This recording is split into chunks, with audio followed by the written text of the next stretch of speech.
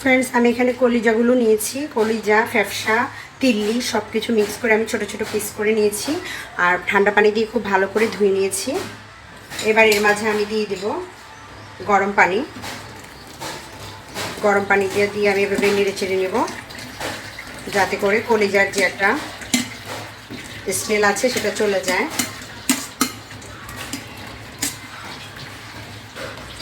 অনেকেই যে লাল লাল কলিজার যে রক্তটা সেটা পছন্দ করে না, সেক্ষেত্রে এভাবে আপনি গরম পানি দিয়ে ধুয়ে নিলে দেখতে পাচ্ছেন কালারটা চেঞ্জ হয়ে যাচ্ছে।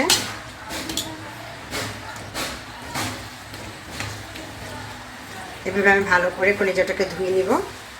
ধুয়ে আমি রান্নার প্রসেসে চলে যাচ্ছি।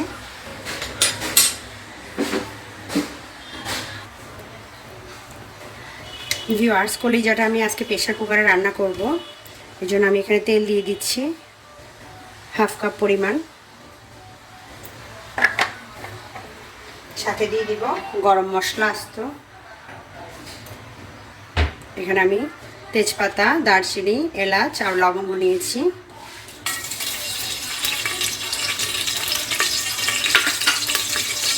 মশলাটা একটু ভেজে নেব। এবার দিয়ে দিচ্ছি আমি 1 কাপ পরিমাণ পেঁয়াজ কুচি।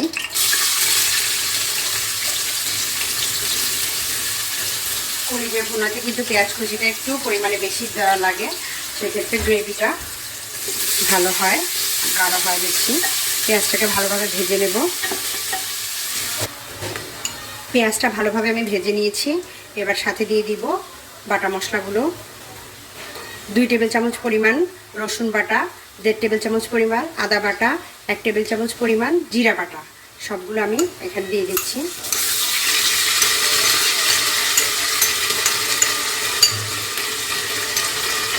দিয়ে আবার কিছুক্ষণ কষাবো। এবার আমি দিয়ে দিব গুঁড়া মশলা।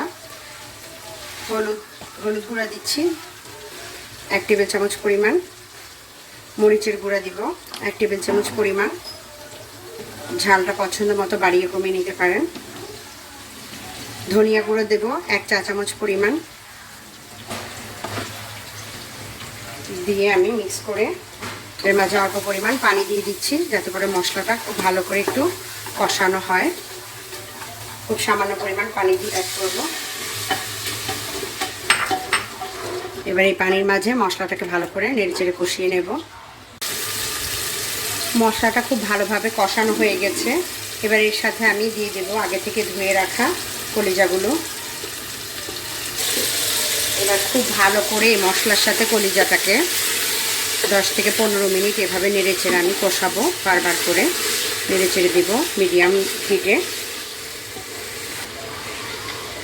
এবার এই পর্যায়ে আমি প্রথমেই দিয়ে দিচ্ছি লবণটা, স্বাদমতো লবণটা দিয়ে দিচ্ছি, যাতে করে কষানোর সাথে সাথেই লবণটা কলিজাতে ভিতরে চলে যায়। লবণটা দিয়ে এবার কষিয়ে নেব। ভিউয়ার্স, প্রায় 10 মিনিটের মতো আমি কলিজাটাকে ভালো করে কষিয়ে নিয়েছি। এবার এর সাথে আমি দিয়ে দেব গরম মশলা গুঁড়ো। এখানে সব ধরনের মশলা আমি পরিমাণ মতো নিয়ে হালকা তেলে গুঁড়ো করে নিয়েছি। দিয়ে দিচ্ছি 1 টেবিল চামচ পরিমাণ মতো। কলিজা ভুনাতে একটু মশলার পরিমাণটা বেশি লাগে। এবার ভালো করে মিক্স করে আমি প্রেসার কুকারের ঢাকনাটা লাগিয়ে দিব, যাতে করে কলিজাটা খুব দ্রুত সেদ্ধ হয়ে যায়।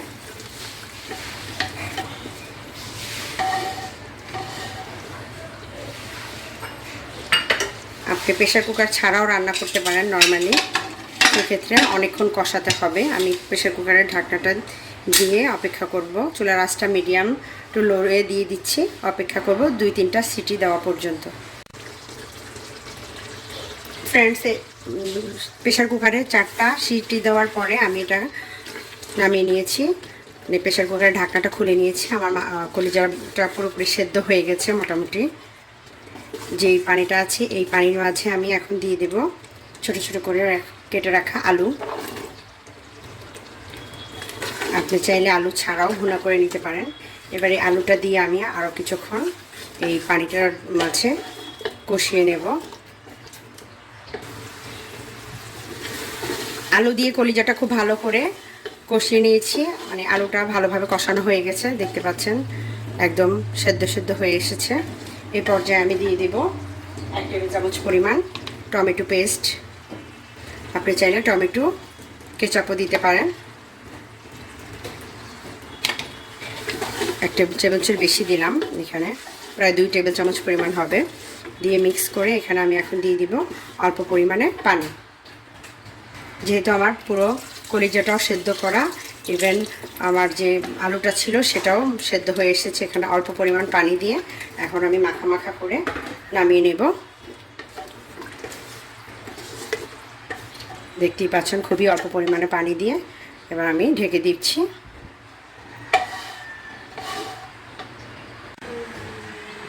ভিউয়ার্স, আমার পুরোপুরি কলিজা রান্নাটা কমপ্লিট। আপনারা দেখেই বুঝতে পারতেছেন কতটা লোভনীয় স্বাদের হয়েছে।